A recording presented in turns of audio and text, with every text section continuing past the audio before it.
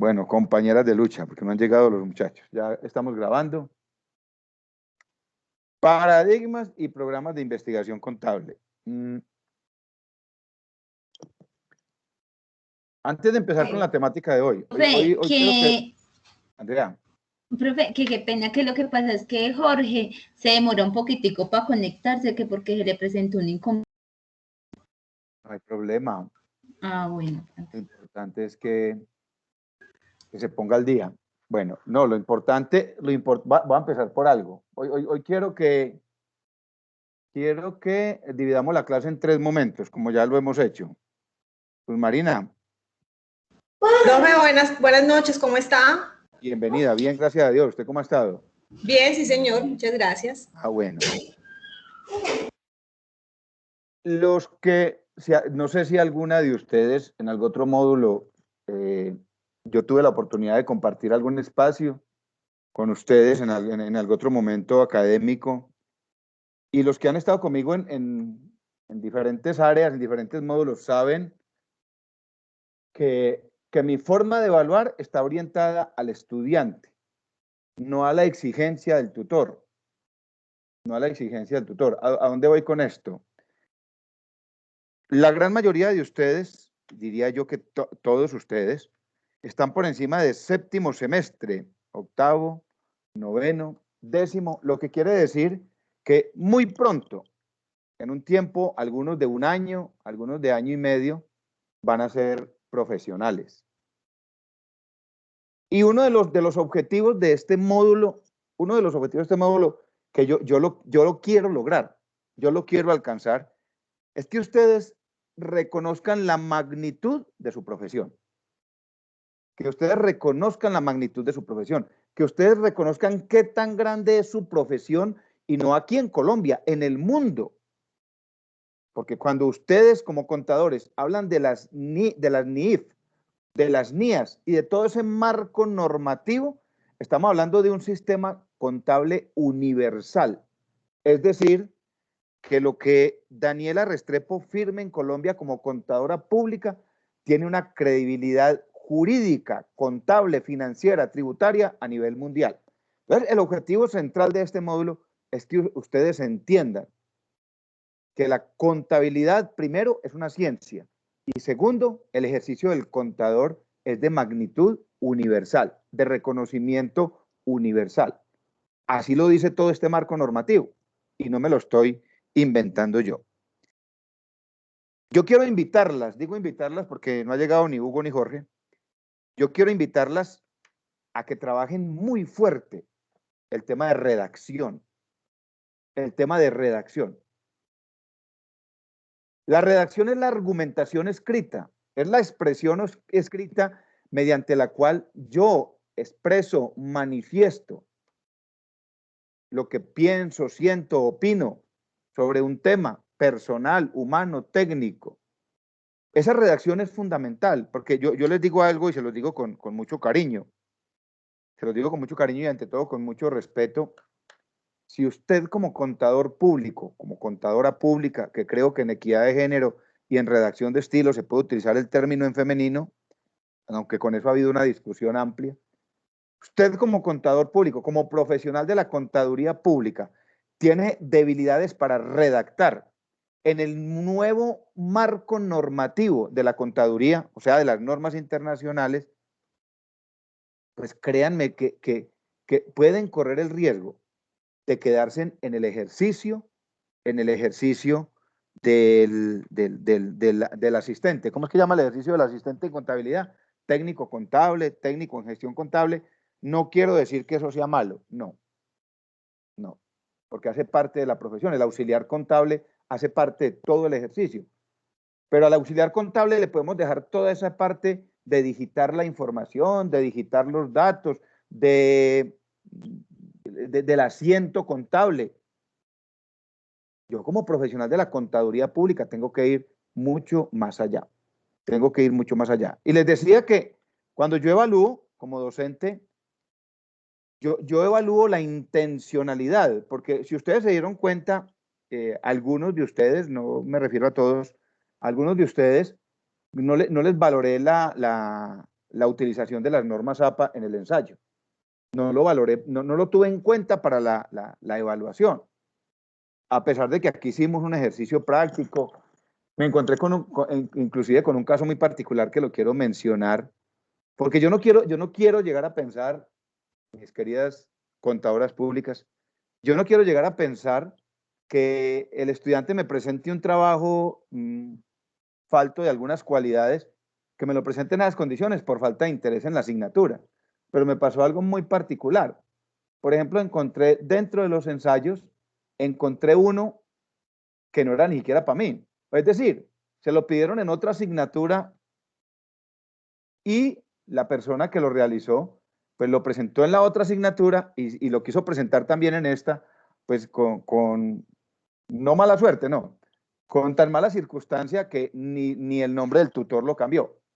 No cambió el nombre del tutor. Entonces, cada vez que realicemos un ejercicio de cualquier tipo, no estemos pensando, es que no, Puerta no molesta, pero con Julano sí hay que hacerlo muy bien porque él sí exige o molesta. No, esa exigencia es algo muy particular, es algo muy personal y es algo en lo que ustedes tienen que pensar desde ya y tener muy claro qué tipo de profesionales van a ser ustedes. Si van a querer ser el profesional del común, que entre otras cosas, inclusive para ser el profesional del común hay que desarrollar unas habilidades y hay que desarrollar unas competencias. Hay que desarrollar unas competencias. Y parte de esa competencia, y sobre todo nosotros que ejercemos profesiones del orden administrativo, porque la contaduría hace parte de la administración, la economía hace parte de los procesos administrativos de una organización y que estamos obligados en cualquier momento a presentar informes, a entregar documentos escritos. Créanme que cuando uno tiene esa falencia, uno sufre muchísimo.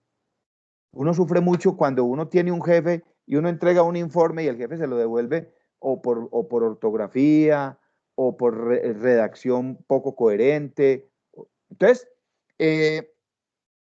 yo los quiero invitar a que trabajen muy fuerte. De hecho, ustedes, hablábamos ahorita con Isabel Cristina, ustedes ya tienen, y lo he dicho, yo creo que lo he repetido N veces y lo he venido repitiendo cada 8 días, ustedes ya frente a sus ojos, frente a sus rostros, tienen ya un compromiso académico grandísimo que se llama proyecto de grado.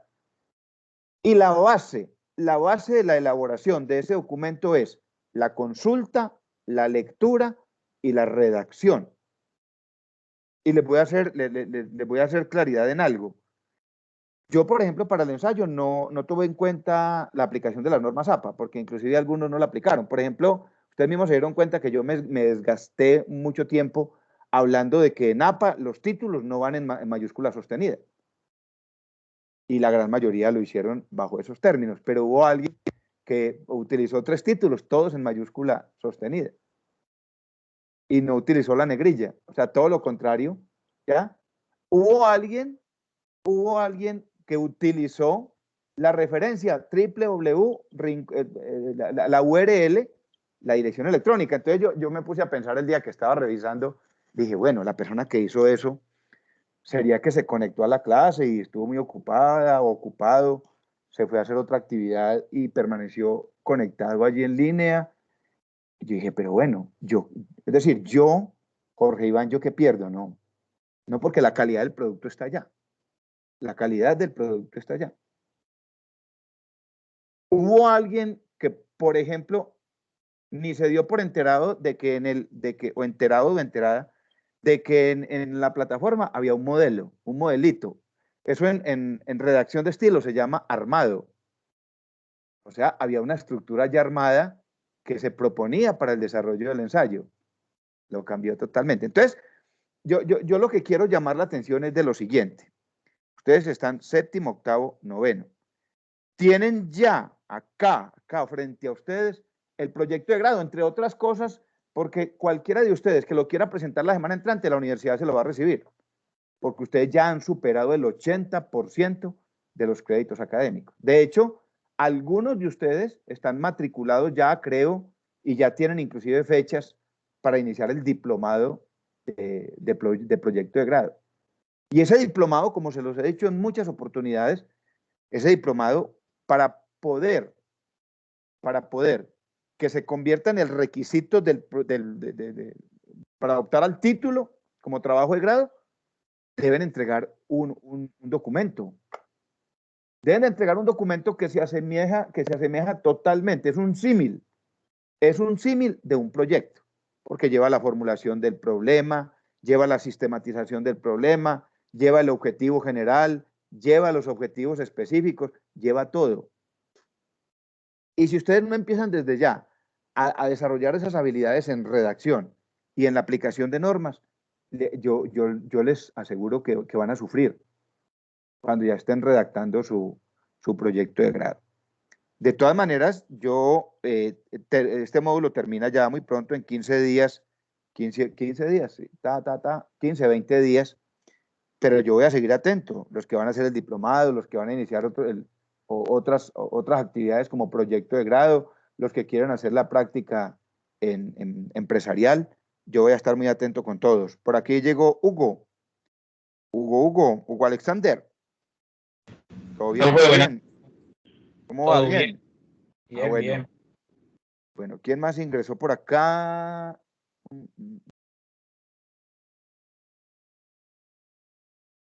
Kelly, aquí le marqué la asistencia.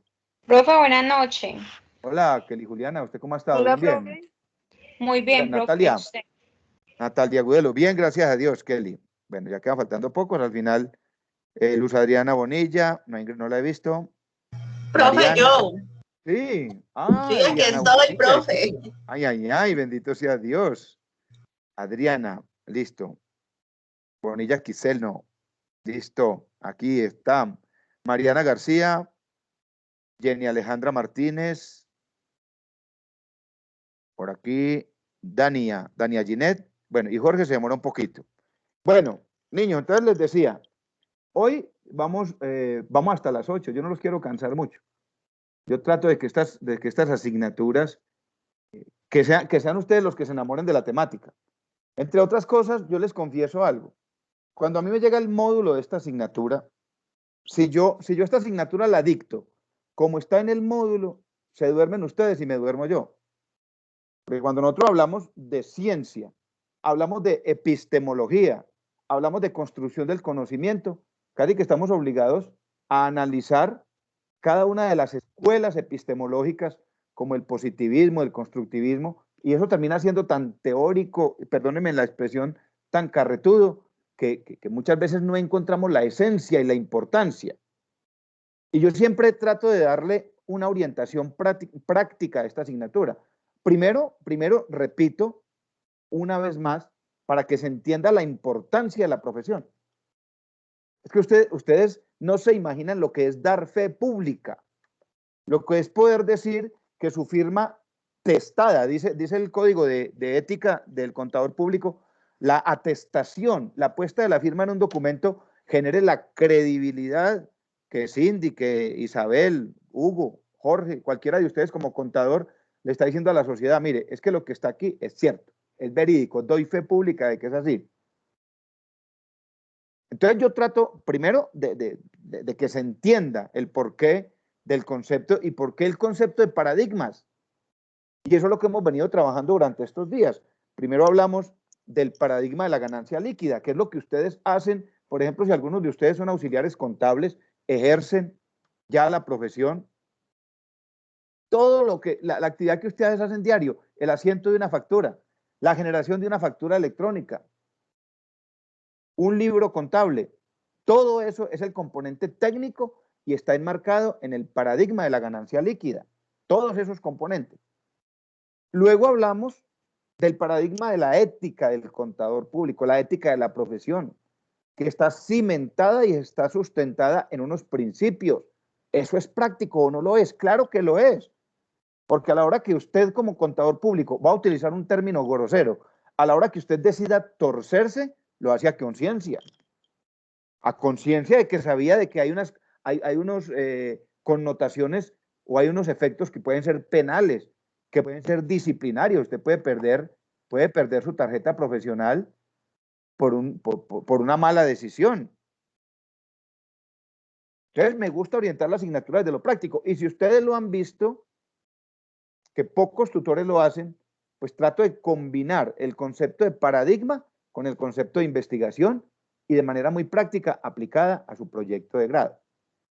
Entonces, hoy quiero que analicemos el tercer paradigma, que es el paradigma de la información.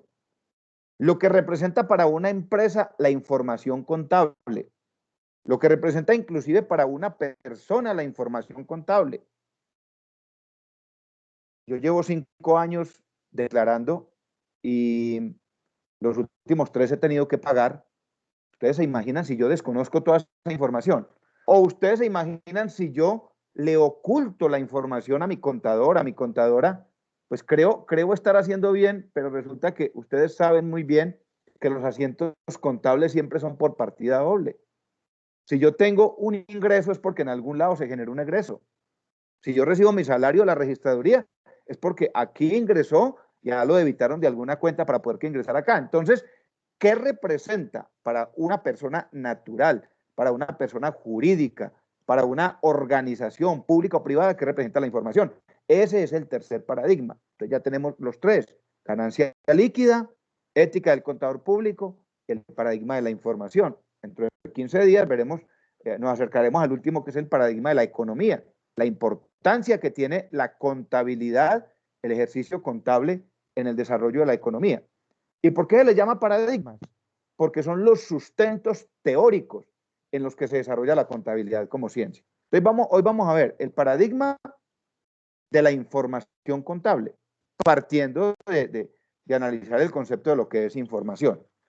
Vamos a ver, para que de una vez empiecen, niños, dentro de 8 días que tienen libre, para que desarrollen el parcial final. El parcial final va de la mano con el segundo parcial. Es la continuación del segundo parcial. La continuación del segundo parcial se los voy a explicar y les voy a poner el modelo en plataforma.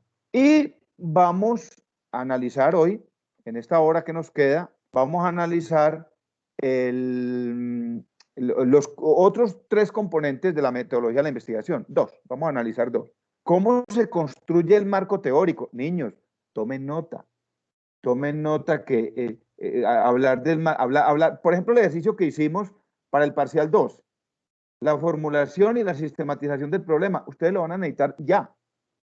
Isabel Cristina, por ejemplo, quiere hacer un ejercicio de práctica empresarial. Ella tiene que empezar por preguntarse algo. ¿Qué está fallando en la empresa? ¿O qué está fallando o qué podría mejorar? Puede que la situación sobre la que se sustente la actividad no sea una situación negativa, sino una oportunidad de mejora. ¿Cómo mejorar el sistema contable y tributario de la empresa Jaramillo Puertas SAS? ¿Cómo mejorarlo? ¿Cómo mejorar la planeación tributaria? ¿Cómo? ¿Para qué? Entonces, el ejercicio que hicimos del parcial 2 es un ejercicio práctico de cómo utilizar los verbos en la formulación de los objetivos. Cómo generarle coherencia a los 3 componentes de la columna vertebral en una propuesta de investigación, en un proyecto de grado. Recuerden que esa columna vertebral es la pregunta-problema, la formulación del problema, el objetivo general y el título de la propuesta. Entonces, esto es totalmente práctico. Entonces, repito, no los voy a cansar muchísimo, entonces voy a entrar en materia para que hablemos hoy. Primero, vamos a hablar del paradigma que hoy nos ocupa, que es el paradigma de la información.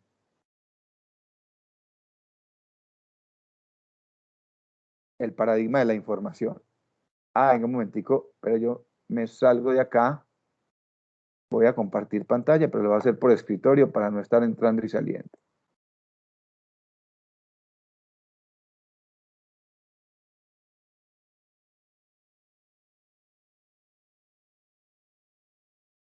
Una pregunta, niñas y niños. ¿Qué les han dicho al fin del diplomado? ¿Sí lo van a empezar? ¿Ya tienen fechas? ¿Quién dijo yo? Profe, sí, pues nosotros tenemos para matricularnos hasta el 31 de este mes. Sí. Ya si Dios quiere. Que para bueno. empezarlo, si Dios quiere, ahorita el 3 de abril. O sea que ya eso es rápido. Sí, señor. Para empezarlo ahorita. Disculpe, ¿alguien me puede informar cuánto está costando ese diplomado, por favor? Gracias. Eso que les han dicho. Muy bien. Usted no está en el grupo. No. No. Entonces yo le voy a escribir al grupo. Si quieres me apuntas ahí el número. Para yo mandarlo al grupo para que la puedan agregar y estés informada sobre Eso, qué bueno. todo lo que pasa. Sí, exactamente, y hay facilidades de poderlo financiar, ¿cierto? Sí, está como en 1.218.000 me parece, con el descuento que nos hicieron. Sí. 1.218.000 y se puede, o sea, paga uno la mitad y la otra mitad la financia a 3 cotas. Listo. Yo pregunto nuevamente y discúlpeme por ser tan reiterativo. ¿Alguno tiene dudas todavía sobre el entregable final del diplomado? Puerta, yo no me acuerdo cómo es, qué es lo que hay que entregar. ¿O ya todos tienen claro? Profe, si quiere les doy la información. Yo estuve hoy en la universidad. Perfecto. El precio es 1.210.000. Se puede dar el 50%. Y hay plazo hasta el 31 de marzo para empezar el 3. Entonces ya hoy por lo menos yo hice la gestión de dar la mitad, pero lo que me dijeron en la universidad es que la meta, falta mucho para la meta, para lo mínimo, o sea, los mínimos alumnos todavía. ¿Está lejos? Eso me dijeron, que estaban lejos, que pues que la idea es esperar a ver si la gente de pronto está esperando para la quincena o algo, pero que pues que se supone que había un grupo grande, que todos estábamos hablando sobre el grupo del diplomado y hablamos, pero que ya pues están esperando los pagos y la gente no está como pagando. Sí, porque es con matrícula ya, no es solo la inscripción, sino que ya la persona haga un compromiso financiero. De eso depende, Luz Marina, ¿cierto? Sí, claro, exacto. Bueno, pero lo ideal sería que pudieran empezar ahorita el 3 de abril, para que no dejen correr el tiempo. Y, perdón, pregunto, ¿la financiación la hace directamente, pues, con la universidad? Sí, es Luz Marina, directamente ¿cierto? con la universidad. Ellos allá hacen un formato y el restante lo hacen en formato de financiación y ya, sencillo. Ok, muchas gracias. Y tiene el valor agregado, que es como ese elemento diferenciador frente a las otras líneas de proyecto de grado. El valor agregado es que la universidad certifica el diplomado y certifica 120 horas y lo certifica no como asistencia, sino como aprobación. Ya, la estudiante Luz Marina Cuervo Vallejo asistió y aprobó el diplomado de actualización financiera. Y creo que va a ser con el profesor Andrés, ¿cierto? Pulgarín. ¿O no les han dicho, Luz Marina? Profe, no tengo tan claro el profesor. Creo que el que sabe el profesor es Hugo. Bueno. Listo. Lo importante es, y dentro de 15 días, ya que nos volvamos a ver, les voy a mostrar el formato final, o sea, el formato sobre el cual ustedes deben trabajar. Que desde ya les hago una recomendación, porque también me pasó algo muy extraño, no con este grupo, sino con otro. Hubo alguien que cogió el formatico que yo subía a plataforma, lo bajó, ni le quitó los comentarios ni nada, y sobre ese hizo el ensayo. Yo quedé como asombrado. Entonces yo trabajo un formato, pero ese formato lógicamente sirve como modelo, no para trabajar sobre él, porque es un formato que ya ha sido muy cacharreado y tiene muchos marcadores. Bueno, entonces me voy al análisis del paradigma de hoy. Luz Marina, muchas gracias por toda la información y qué bueno que el grupo se mantenga así unido, cohesionado, para que puedan hacer un muy buen ejercicio. Y ya saben, ustedes tienen mi número para que me estén preguntando y estemos aclarando dudas, sobre todo en la parte metodológica. Bueno. Sí, profe, la idea es que todos se animen porque pues eso es una opción que tenemos pues para poder hacerlo de lo del grado y si no, pues no tenemos ya después como, no sabemos si va a haber la oportunidad nuevamente de que se pueda hacerlo días después y entonces ya se nos va a complicar a todos. Sí, Luz Marina, porque lo más complejo siempre ha sido reunir la gente. Lo otro sería, Luz Marina, de pronto pedirle una basecita de datos a Sandra, la coordinadora, sobre estudiantes que ya estén en noveno, décimo, de varias cohortes y que puedan estar interesados en el diplomado y que de pronto no se den cuenta que el diplomado lo están ofertando, porque si usted se da cuenta, Luz Marina, el diplomado se da por demanda y no por oferta. O sea, la universidad no salió a ofertarlo, ¿cierto? Claro, Son los no, estudiantes, sí, exacto. eso, son Pues los es que estudiantes los que nosotros tienen que estamos dentro buscarlo. de un grupo de WhatsApp y yo veo que hay muchísima gente. Y Sí, pues no sé, de pronto ya empezar a decir por ese grupo que ya la sí, gente está sí. esperando, que la universidad está esperando los pagos.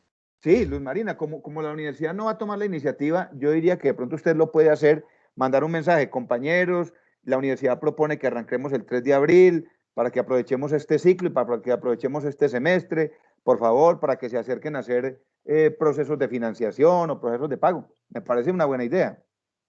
Sí, sí, sí, voy a ver si hablo por el grupo a ver quiénes se quieren. De pronto la gente está ahí tranquila, entonces es mejor como Sí, sí, recordarles. sí. Ah, listo, Luz Marina, muchas gracias. Bueno, profe. Bueno, Profe, buenas hay dos noches. conceptos. ¿Quién está por allí, Hugo? Sí, profe. Sí, Hugo, Profe, cuénteme. usted cuando dice que la universidad no toma la iniciativa, es porque eso A ver, debería también ella llevar la iniciativa, es un gana-gana, como no, lo de la universidad, como los estudiantes. pero digámoslo de alguna manera, que la iniciativa debe nacer de los estudiantes. Lo que pasa es que ya la universidad ha tenido la experiencia, ¿ya? Por ejemplo, la universidad tiene un diplomado que es por oferta, o tiene dos puntuales, que es uno en docencia universitaria o formación para la educación superior, docencia para la educación superior, que es por oferta, y tiene otro que es liderazgo y creación y conformación de equipos exitosos, que es un coach, es el coach. Pero generalmente el del área contable no lo oferta porque hay muchas líneas. Entonces, unos querrán por NIIF, y cuando, por ejemplo, abre varias ofertas, se presentan 3 o 4 para una, 3 o 4 para la otra, y termina eso muy desordenado. Entonces, la universidad lo que dice es, venga, estudiantes, compañeros, ustedes organícense y díganos en qué quieren, nosotros le ponemos el tutor, le ponemos la logística, le decimos cuánto vale, más o menos por eso es, Hugo. Esa es Sí, la profe, problemática. porque mire la verdad, aquí hay un grupo, no sé cuántos tendrán, lo voy a mirar, hay muchos en ese grupo. Sí, Y por ejemplo, acá en la universidad, o ya sabe que vamos a iniciar el 3. A mí era uno que se me había olvidado pagar. Yo mañana a primera hora voy a pagar. Pero claro. entonces ya sabe con quién va a ser el tutor. Me parece que es un señor Julián, un profe de Julián, no estoy seguro. Y entonces mandar acá que la gente se acuerde que ya se nos va a acabar el plazo, profe, en cuanto a eso. Claro, Hugo, que alguno de ustedes asuma el liderazgo, decir, muchachos, ya, el plazo se venció, acérquense en que la universidad facilita el tema de financiación, ya, como generar esa dinámica para que los demás se animen. Hugo, correcto. Sí, profe, gracias. Bueno, estamos viendo ahí están viendo la diapositiva. Sí, profe. Listo. Sí. Bueno, hay dos conceptos hoy, conceptos de la administración moderna. Resulta que en términos generales la administración, en tan poco tiempo que ha sido reconocida como ciencia, porque al igual que la contabilidad, la administración es una ciencia, en muy poco tiempo, porque la administración se reconoció más o menos en 1950, 1960, han avanzado muchísimo los conceptos teóricos de lo que es administrar. Anteriormente se pensaba en administrar como el control que se ejercía sobre unos recursos al interior de la organización. Recursos físicos, recursos financieros, recursos humanos, recursos técnicos y tecnológicos.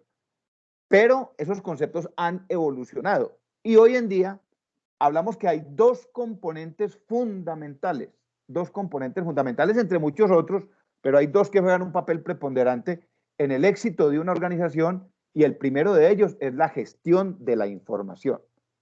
Gestión de la información.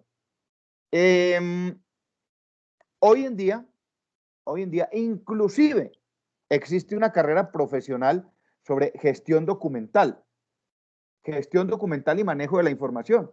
Existe, acá de las pocas universidades que la tienen es la Universidad del Quindío. Gestión de la información y todo lo que tiene que ver con la gestión documental. Resulta que la información se convierte, hoy, el que tenga la información tiene el poder.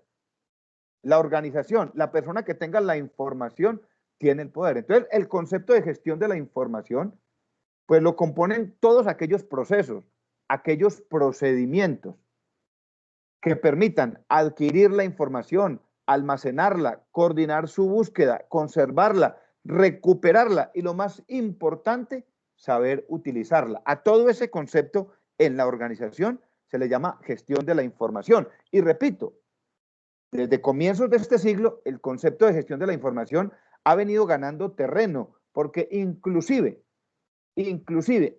hay personas, hay empresas y hay organizaciones que pagan por tener bases de datos.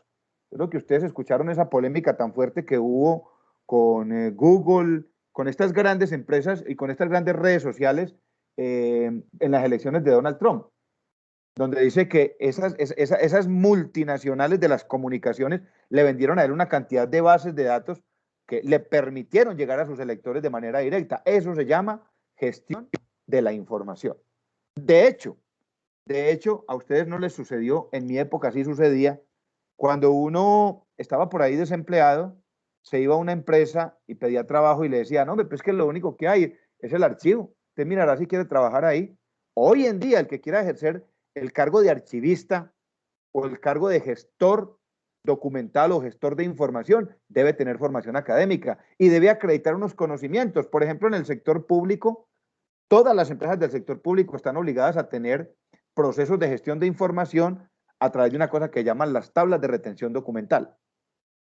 Entonces, entender que el proceso de gestión de la información empieza desde que el dato se captura, desde que el dato se procesa, ese dato se convierte en información, se almacena, se guarda, se recupera y se utiliza para muchas cosas dentro de la empresa, entre otras para la toma de decisiones. La información sirve para tomar decisiones.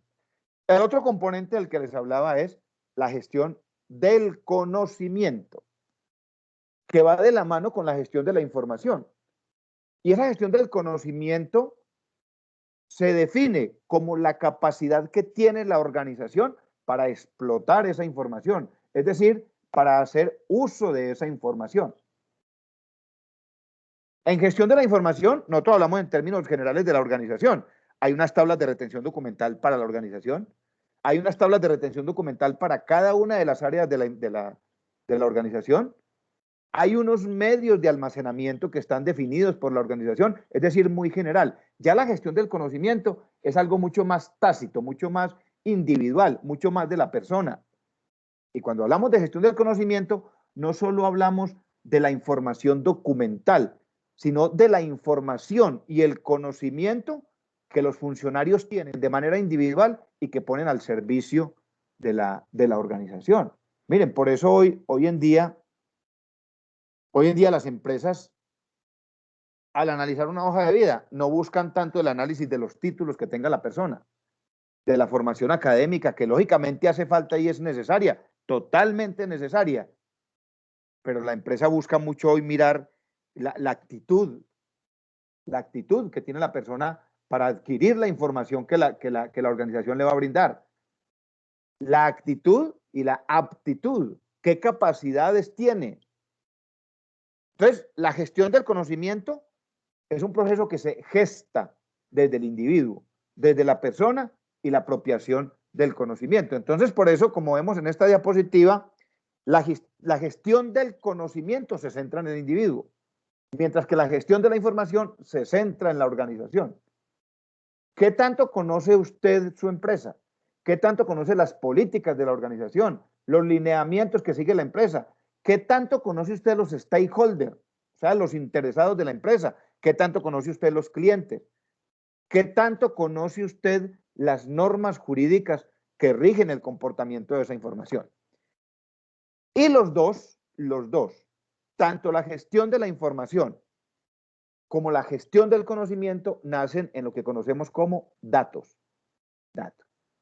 ¿Qué es un dato? Definido técnicamente, es una representación simbólica, ¿ya? Porque un dato no solo es un chisme, un dato no es solo el que contiene un documento escrito, un dato puede ser un número, un dato puede ser un algoritmo, Un dato puede ser una información espacial. Pues un dato generalmente es considerado como una representación simbólica que se le atribuye a una variable cuantitativa o cualitativa. Mi edad es un dato. Es un dato de un atributo cuantitativo.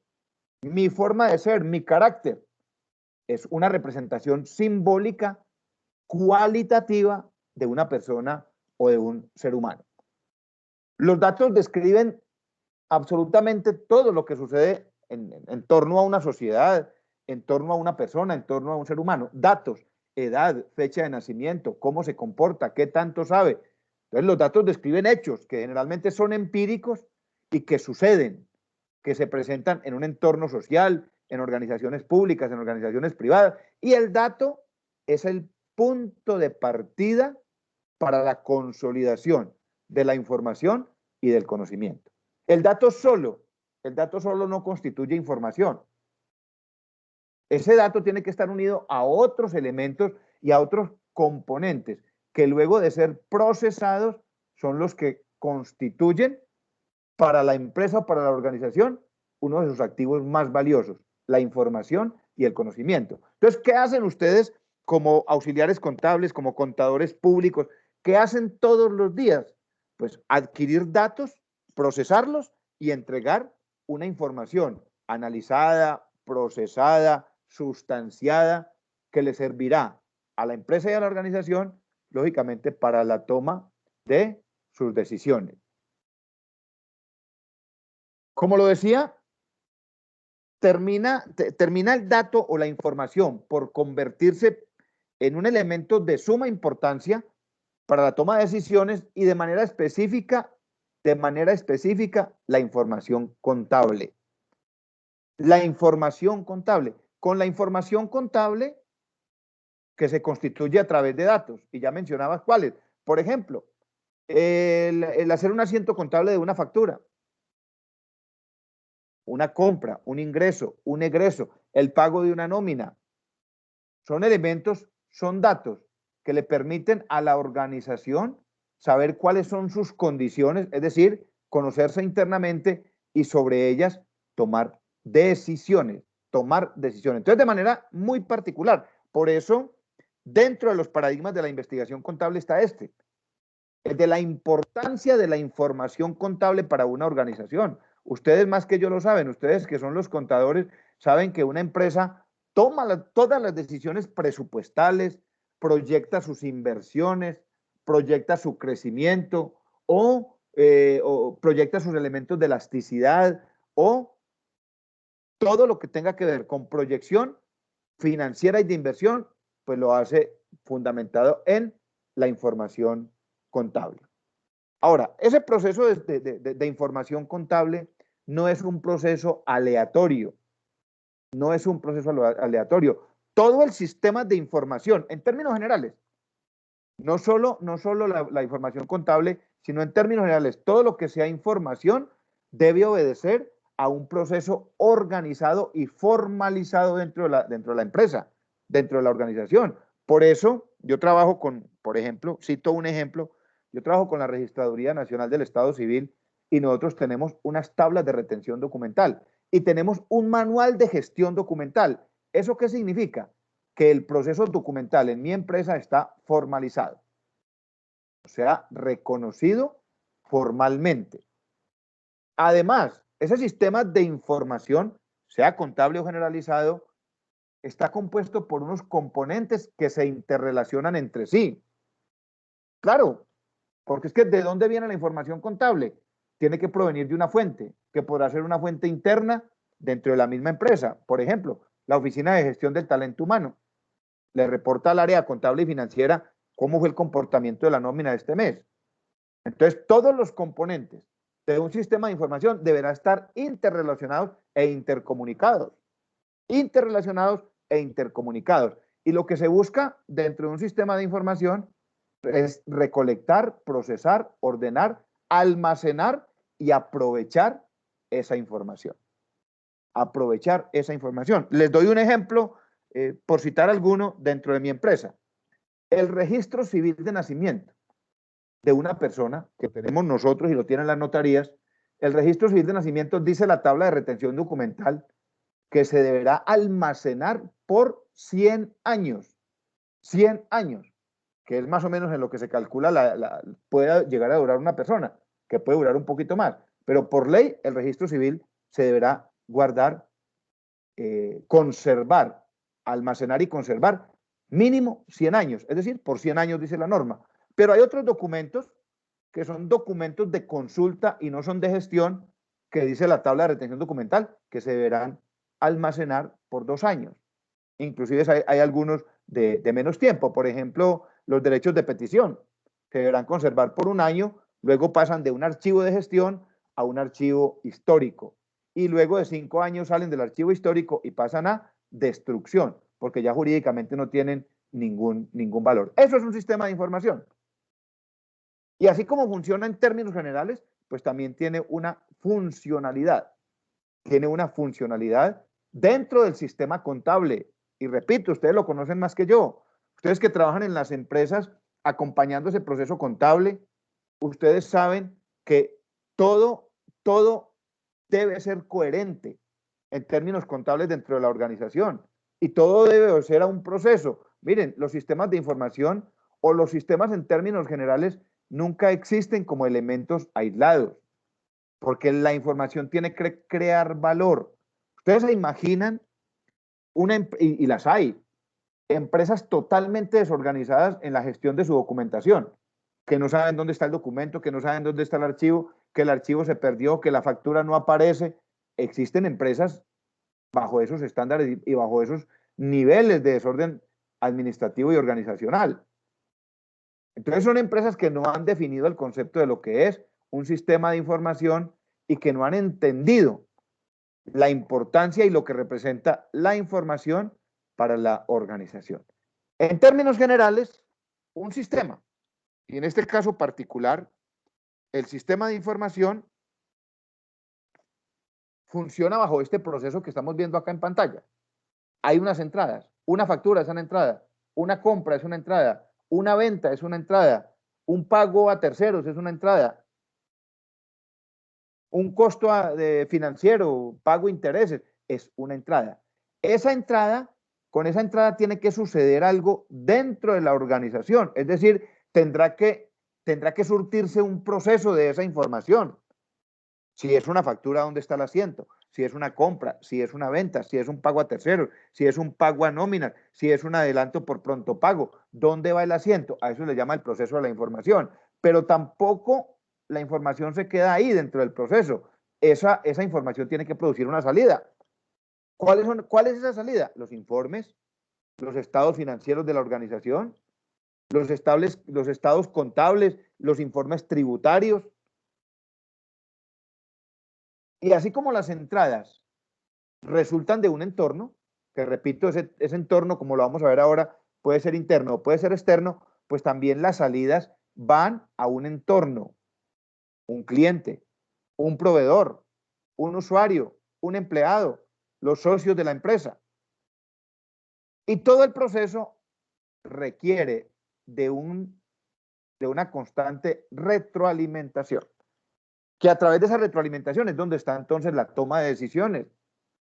El gerente de la empresa debe saber cómo está su empresa en términos contables, no solo el contador, no solo el revisor fiscal, no solo el analista financiero. La junta directiva tiene que saber en qué condiciones está la empresa para saber si invierte, para saber si abre una nueva sucursal o para saber si retracta su economía interna. Entonces, en términos generales, lo que vemos en pantalla es cómo funciona un sistema, aplicado lógicamente a un sistema de información. ¿Por qué es tan importante el buen manejo de la información? ¿Por qué es tan importante? Mire, aquí aplicamos inclusive el concepto de proyectos. Esta es una de las características de la formulación de proyectos. La información nos permite a todos reducir la incertidumbre. Reducir la incertidumbre. Miren, por ejemplo, hoy en día con esos GPS y con estos aparaticos que nos ubican en una gran ciudad, hace 15 años, inclusive hace unos 10 años, uno llegaba a Bogotá y si no sabía para dónde iba, si no tenía sino la mera dirección, tenía que pagar un taxi que lo llevara hasta allá.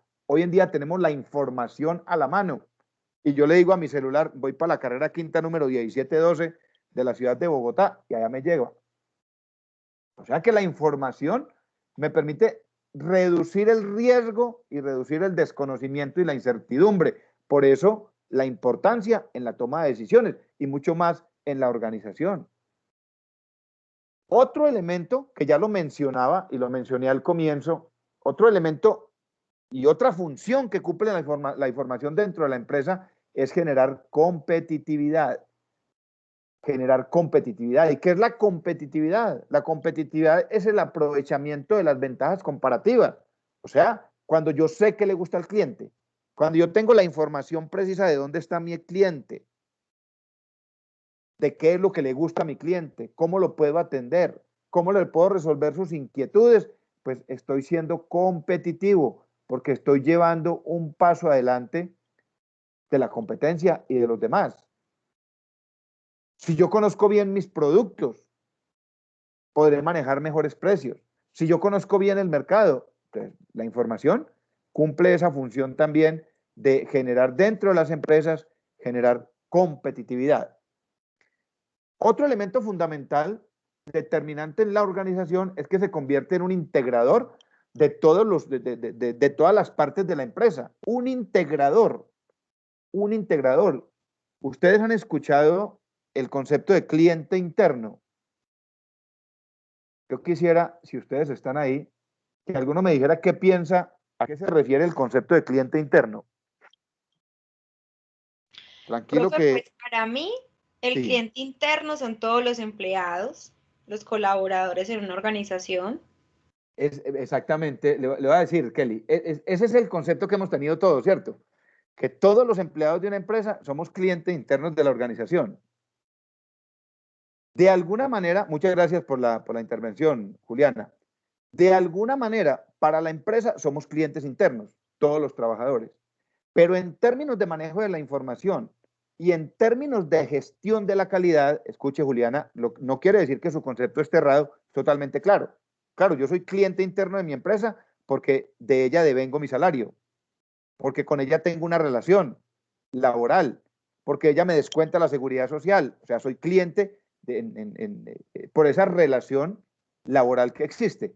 Pero en términos de gestión de la calidad y en términos de manejo de la información, se define dentro de la empresa, se define el cliente interno, aquella persona que tiene una dependencia conmigo en materia de información.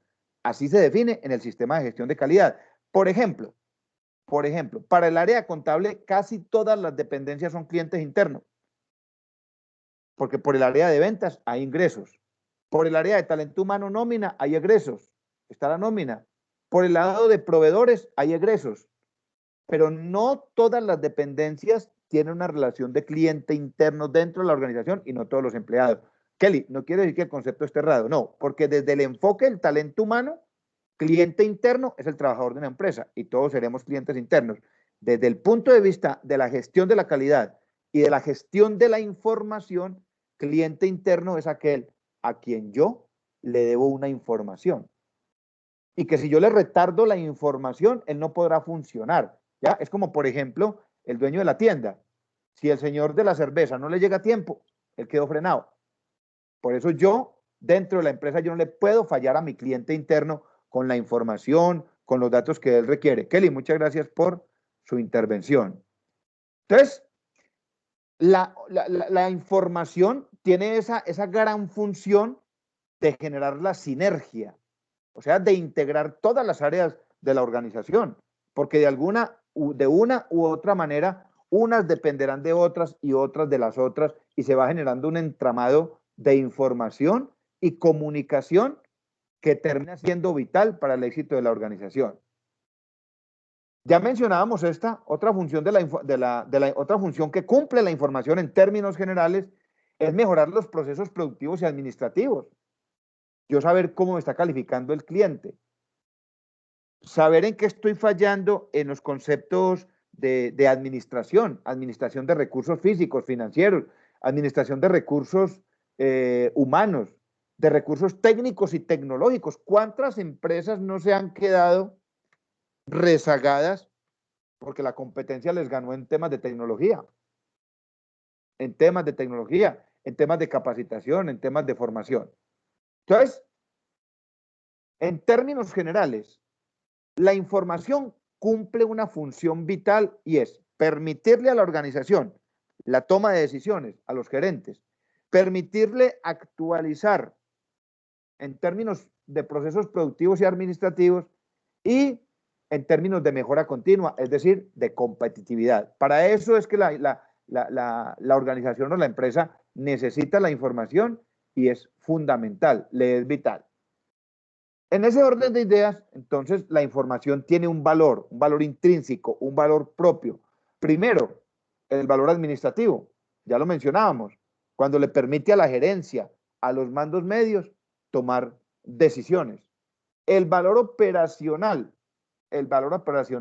que es cuando permite generar el conocimiento en los operarios, en los trabajadores, por ejemplo, los manuales de funciones. Manual de funciones es un elemento de información fundamental que le dice al trabajador qué debe hacer, cómo debe hacer sus cosas, o por ejemplo, los manuales operativos, manuales de procesos y procedimientos. Tiene un valor documental, la información tiene, oiga, escuchen muy bien, mis queridos contadores, este elemento es fundamental para ustedes. La información tiene un valor documental porque genera evidencia. Evidencia. Por eso ustedes dentro de su empresa, ustedes deben tener muy claro todo el concepto de tabla de retención documental, que entre otras cosas, muchos de los componentes de la información contable están su almacenamiento está reglamentado en la ley. ¿Cuántos años se debe guardar un libro contable? ¿En qué condiciones se debe conservar? Entonces, la información, el documento, se convierte en la evidencia para nosotros demostrar algo, para ir a evitar que vayamos a una cárcel, Dios no lo quiera. Y otro componente bien importante de la información es su valor histórico. Su valor histórico. El ustedes poder coger, mire que generalmente cuando se hace un análisis financiero, se hace sobre hechos históricos. Yo comparo el comportamiento de la empresa en el 2020 con el 2019 o inclusive con años hacia atrás. Y ese elemento histórico es el que me permite dentro de la organización proyectar. Bueno, si las ventas en el 2018 fueron estas, en el 2019 un incremento del 5% y en el 2020 un incremento del 22%, ¿cómo vamos a proyectar las ventas al 2022?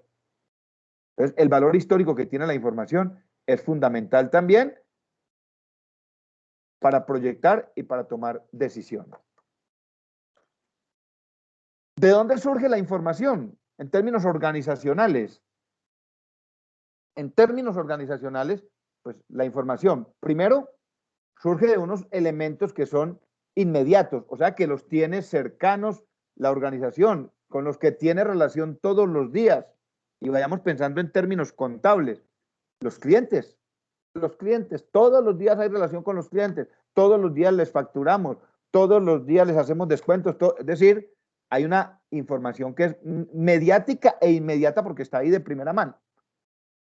Todos los días tenemos relación con los proveedores, con los distribuidores, con aliados estratégicos, los famosos partners, con las entidades financieras, pagando la cuota, pagando los intereses. De manera recurrente tenemos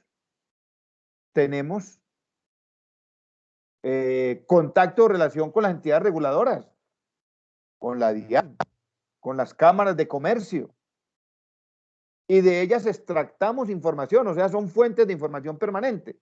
Y el mercado en términos generales. Recuerden que el mercado no es solo los clientes, el mercado también es la competencia, el mercado también es el concepto de precios, el mercado también abarca todo el concepto de mercados, de comportamientos internacionales, de monedas, de divisas. Entonces los inmediatos son los que tenemos de primera mano, con los que tenemos una relación recurrente y permanente. Pero también tenemos unas fuentes de información que son remotas. Por ejemplo, que ustedes tienen que vivir permanentemente investigando, consultando y conociendo porque recuerden, repito, ustedes que ya se acercan a su título de contador, ustedes lo saben. Colombia es uno de los países con mayor inseguridad tributaria a nivel mundial. Acá en un mismo gobierno podemos tener 2 y 3 reformas tributarias, que las llamen como las quieran llamar.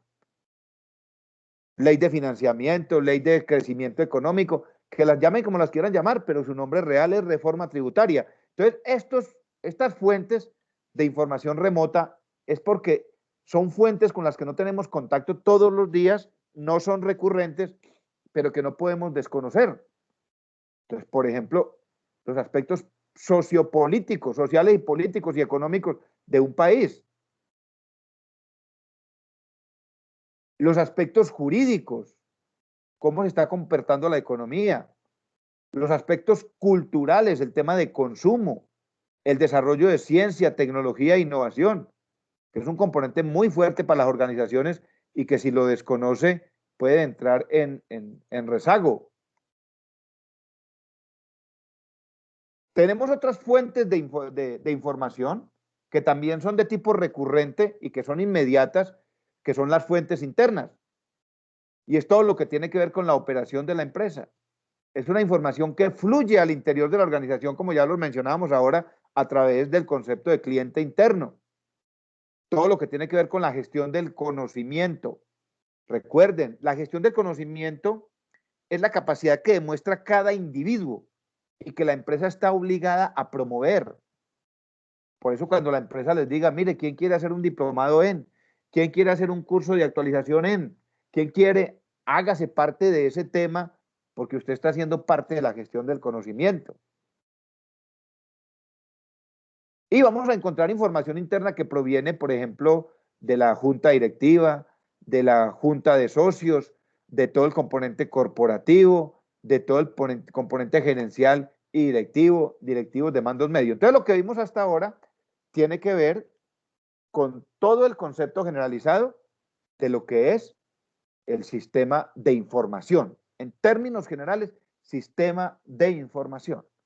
Pero el paradigma sobre el cual estamos enfocados hoy es el sistema de información en la empresa, pero con un propósito o con unos fines que es el propósito de la contabilidad. El propósito de la contabilidad.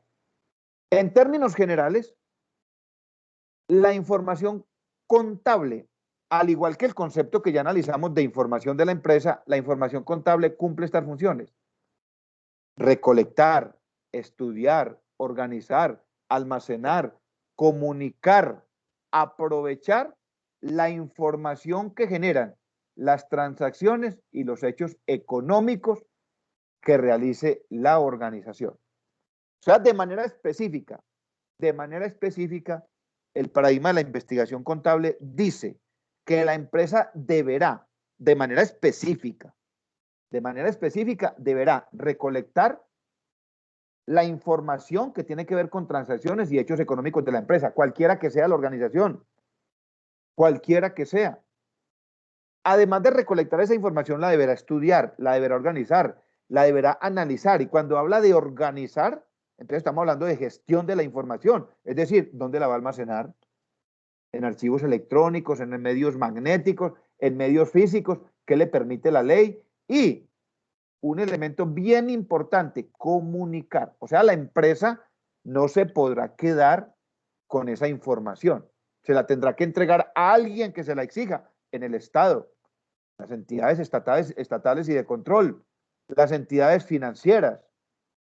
Y para eso, dice la norma entonces, o dice el paradigma y dice el concepto, para eso la empresa deberá crear un segmento, o sea, un área específica, llámela como la quiera llamar,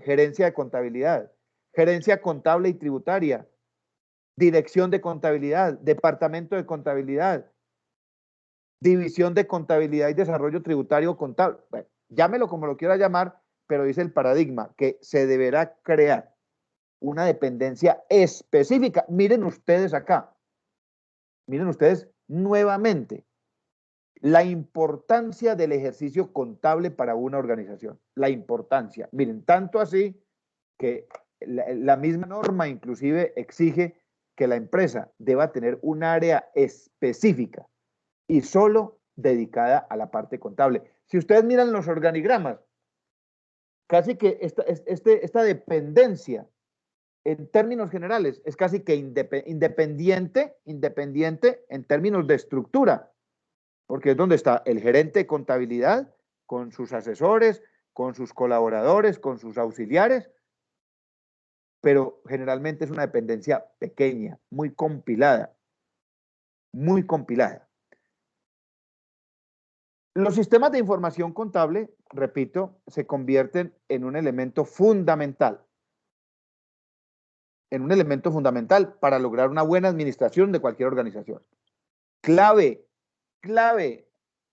terrible cuando esa información contable es dispersa, cuando no está ese orden, cuando sobre esa información contable no se genera gestión de la información, que no se sabe cómo la están almacenando, que simplemente lo estamos haciendo por cumplir y al final de año entonces hacemos los informes, los balances, presentamos a la DIAN, pero ¿dónde está quedando la información histórica? ¿Dónde está quedando la relevancia documental de lo que se está generando? Y en ese orden de ideas, pues ese sistema de información contable lo primero que tiene que hacer es cumplir con unas normas legales. Luego, con unas normas, con unos elementos normativos y de acuerdos convencionales. Por ejemplo, de acuerdos convencionales es ¿qué compromiso adquiero yo con el cliente en cuanto a la información contable? Asociaciones, fundaciones, cooperativas. Y tener en cuenta que esa información esté buscando satisfacer las necesidades de la gran mayoría de usuarios que giran alrededor de la empresa, lo que llamamos nosotros en administración o en responsabilidad social empresarial, lo que llamamos los stakeholders o los interesados. ¿Quiénes son? Los socios de la empresa, los inversionistas, los accionistas, los propietarios de la empresa, los mismos empleados de la empresa, están en derecho a saber cómo está su organización, los clientes, las entidades financieras, las entidades del Estado, los acreedores. Es decir, esa información contable debe ser no solo en cumplimiento de normas legales, sino en cumplimiento de la satisfacción de los usuarios que rondan la empresa, de los usuarios que tienen algún tipo de interés o de las entidades o personas naturales que tienen algún tipo de interés en la organización. Quiero parar ahí porque quedan unos 15 o 20 minuticos para que miremos. Entonces, en 10 minutos vamos a mirar el otro componente de la metodología de la investigación, del cual quiero que estén muy atentos, porque es un concepto que lo van a necesitar ahorita, repito, en su proyecto de grado. Entonces, quiero como dejarme ver acá, cerré un momentico. Pregunto, es un tema muy complejo todo esto de los paradigmas. ¿Quién me dice? ¿Es un tema entendible? ¿Es un tema que creen ustedes que es de algún interés para la empresa? Por ejemplo, el manejo de la información. ¿Qué tan importante creen ustedes que es la información para una organización? ¿Ven enredados esto? ¿Cómo lo ven? ¿Quién me dice? ¿Quién quiere decir algo? ¿Quién dijo amén?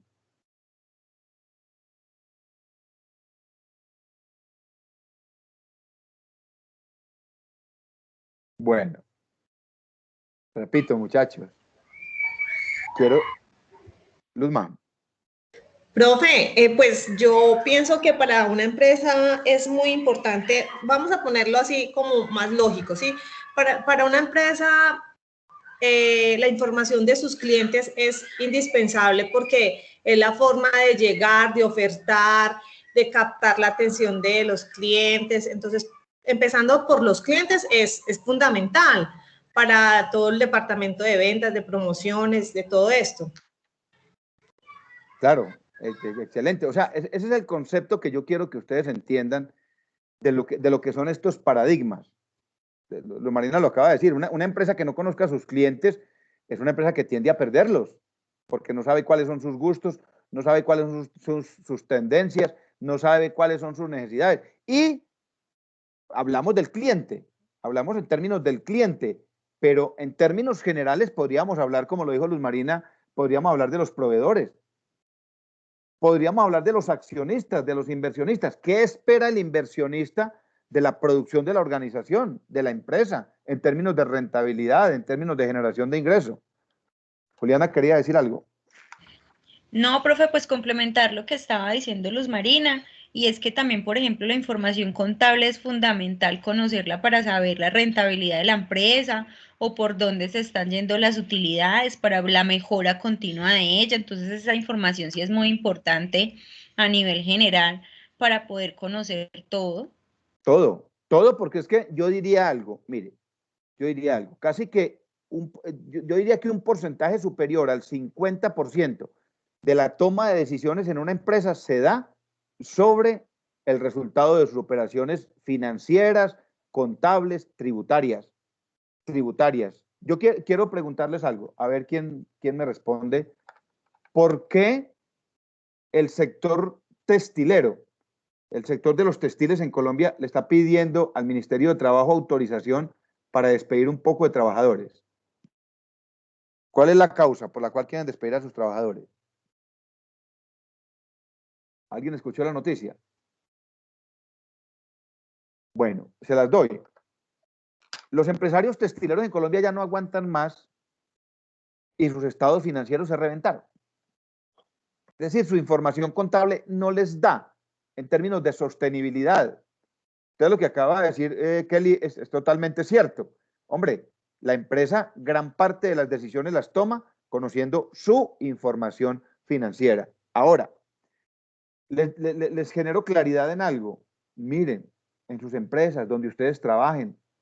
Es que yo quiero romper el paradigma del contador del contador de libros, del contador de asientos, del contador de firmar estados financieros, y que ustedes piensen mucho más allá en el concepto organizacional, en el concepto administrativo, ¿ya? Por ejemplo, cómo diseñar un cuadro de mando integral en la parte contable de la empresa, que es un elemento organizacional que encaja perfecto en el control de las finanzas de la empresa, en el control contable. Y que ustedes conozcan y sepan qué está haciendo su empresa, por ejemplo, en la parte de gestión documental o en la parte de gestión del conocimiento. ¿Dónde archivan los soportes contables? Si lo están haciendo amparados en la ley o si lo están haciendo ahí por hacerlo en los famosos, eso que parece un acordeón, o en las carpeticas AZ y metamos ahí y guardemos. Y el día que vengan, pues ahí está todo y ahí lo encontramos. Entonces, que ustedes que se apropien de este concepto, de lo que es la gestión de la información, y pues puedan ver la aplicabilidad que eso tiene dentro de cada una de sus empresas o en las empresas donde ustedes van a ejercer como contadores. Es que yo no me atrevo a pensar o no me atrevo a ver el contador como en ese ejercicio específico de los asientos, que entre otras cosas, repito, es una cosa que la puede hacer el auxiliar contable y en muchos casos se ve.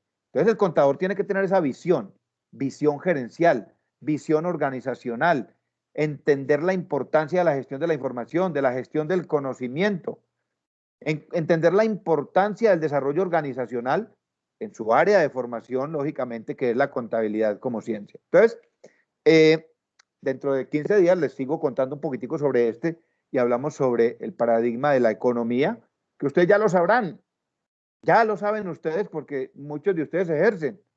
Ya saben ustedes qué relación tiene la contabilidad con la economía. ¿Qué relación tiene la contabilidad con la economía? Toda. Y lo vamos a ver dentro de 15 días. Entonces, hoy quiero mostrarles, para que estén muy atentos, voy a ir por acá al ejercicio que veníamos desarrollando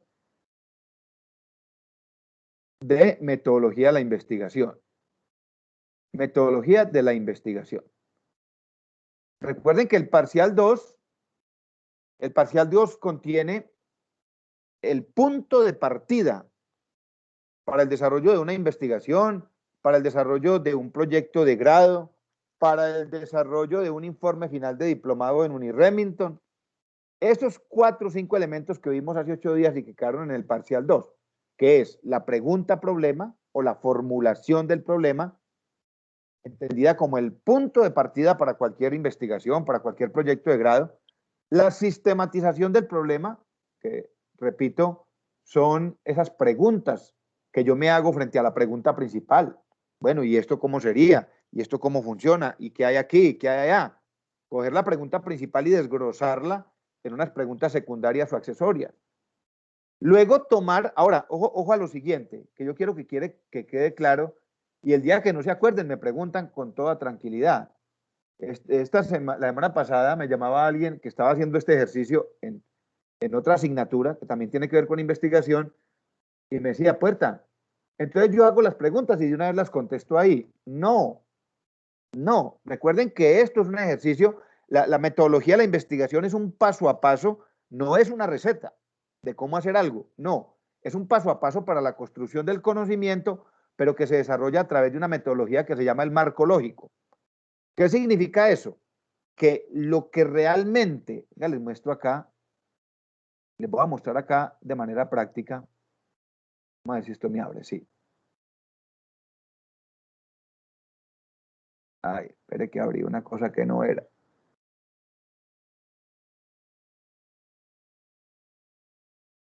Voy a buscar si lo tengo por acá, lo debo tener acá para que terminemos con ese ejercicio.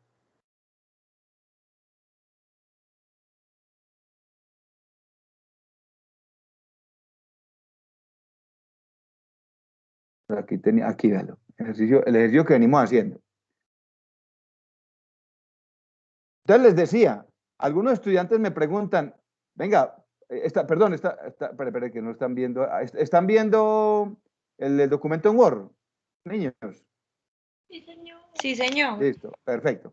Entonces, mire, algún estudiante me decía, Puerta, ¿y estas preguntas, entonces yo las voy respondiendo ahí debajito, o qué? No. Esas preguntas son las que plasman el interrogante de entrada para desarrollar un proyecto de investigación o un proyecto de grado.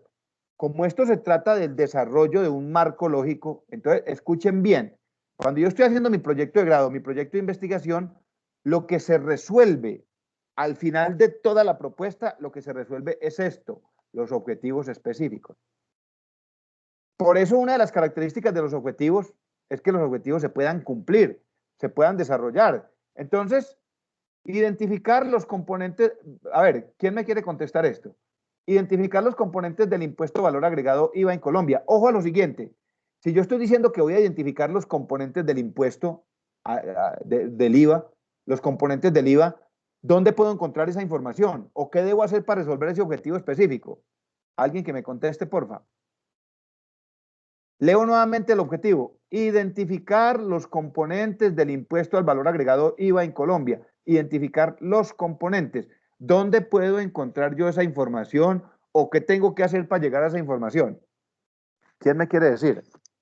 En términos prácticos. Bueno, me respondo yo mismo. Si yo voy a hacer este trabajo de grado, ojo que yo no voy a responder estas preguntas acá, no las voy a responder, sino que lo que voy a desarrollar son estos objetivos específicos. Eso es lo que se desarrolla en términos prácticos. Y eso es lo que van a tener que desarrollar ustedes en el informe final de diplomado y en cualquier línea que escojan como proyecto de grado.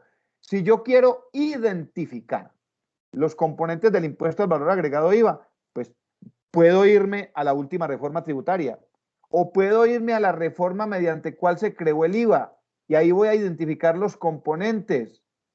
Ahí voy a identificar los componentes, es decir, cuáles son los productos gravados con el IVA, cuál es el porcentaje de gravamen para cada uno de esos productos. ¿Dónde lo voy a encontrar? Lo voy a encontrar en el estatuto tributario, lo voy a encontrar en la ley mediante la cual se aprobó el IVA y en las reformas tributarias que se han venido generando. Entonces, en términos prácticos, lo que se desarrolla en una propuesta de investigación son los objetivos específicos. Mire, por ejemplo, acá tengo establecer cuáles son los sectores de la economía más afectados por el IVA en los últimos 10 años en Colombia. ¿Esa información dónde está? Está en las cámaras de comercio, está en Confecámaras, está en Camacol, está en los diarios de mayor reconocimiento económicos en el país como Portafolio, como la revista Dinero. Ahí está esa información de primera mano. Entonces, escuchen bien, de manera lógica, de manera, en la aplicación del marco lógico, si yo desarrollo los objetivos específicos, los resuelvo, quiere decir que le estoy dando cumplimiento al objetivo general. Y si yo cumplí el objetivo general, quiere decir que con ese cumplimiento del objetivo general le di respuesta a mi interrogante de investigación. Entonces las preguntas no se responden. Entonces, decíamos acá que los objetivos tienen unas características y es el verbo que vamos a utilizar, que es tener claro si se trata de un verbo de proyecto o si se trata de un verbo de investigación, dependiendo de lo que queramos lograr o lo que queramos alcanzar con el desarrollo de nuestra propuesta. Entonces, yo les mencionaba algo que lo quise dejar para esta clase.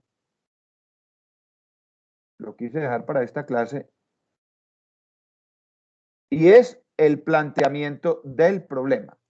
Recuerden que acá en el ejercicio que estamos haciendo, solo vamos hasta formulación del problema. Ojo pues, ojo que ¿qué más le vamos a poner? ¿Qué más le vamos a poner al trabajo para hacer el parcial 3? Después de que termine sistematización y antes de empezar a plantear los objetivos, vamos a poner un título de segundo nivel, así como lo traemos ahí, planteamiento del problema. Hay algunos, en algunas universidades, en algunas instituciones le llaman descripción del problema. Lo llaman descripción del problema. Y escúchenme muy bien. Miren por dónde está formulada la pregunta de investigación. ¿Cuál es el impacto económico generado por el IVA en la ciudad de Armenia, Quindío, en los últimos 10 años? Entonces, acá en el planteamiento del problema, podemos empezar hablando. La ciudad de Armenia, Quindío, capital del departamento.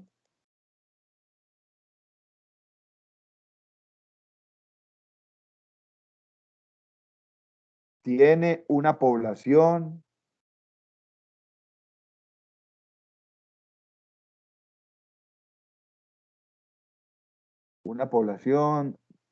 de 365.526 habitantes, según el DANE en el censo del año 2018. Bueno, entonces voy a dejar hasta ahí para explicarles y no ponerme a redactar todo. Habitantes, listo. Recuerden que aquí, por ejemplo, esta sigla DANE me queda perfecto para hacer una nota de pie de página. DANE, Departamento Nacional de Estadística.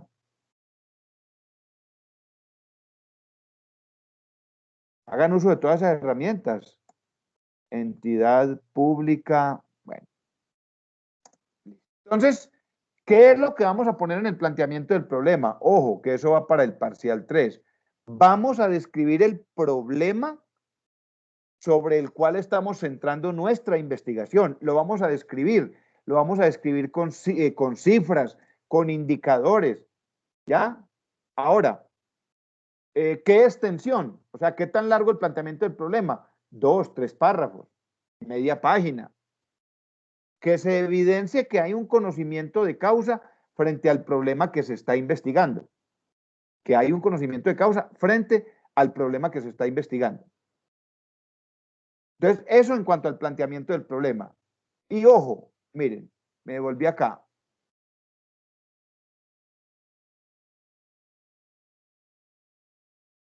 Y le vamos a poner al trabajo una introducción. ¿Qué es la introducción? ¿Y en qué se diferencia del planteamiento del problema? La introducción hace referencia a la generalidad del tema sobre el cual yo estoy investigando. Entonces, yo estoy investigando sobre el IVA. La generalidad del tema es el IVA. Entonces, en la introducción, yo puedo empezar acá diciendo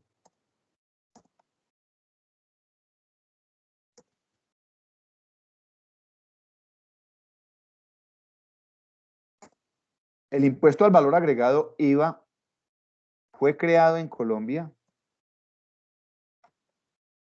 en el año de 1980 y qué, ¿quién se acuerda? Listo, creado en Colombia. Pongámosle 1984 por ponerle algo mientras indagamos que no tengo claro. Entonces, el impuesto al valor agregado IVA fue creado en Colombia en 1984. Puede ser, podemos citar, durante el gobierno fue de Belisario Betancur.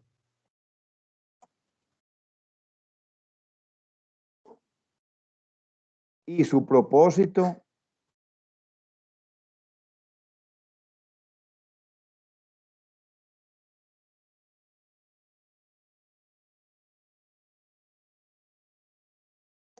el de generar un recaudo temporal. Listo. Entonces acá, ojo, acá en la introducción,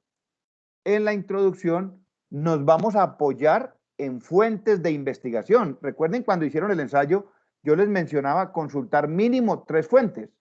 Consultar mínimo 3 fuentes. Entonces, esas fuentes las vamos a ver reflejadas acá generalmente en la introducción, aunque también las podemos ver reflejadas en el planteamiento del problema.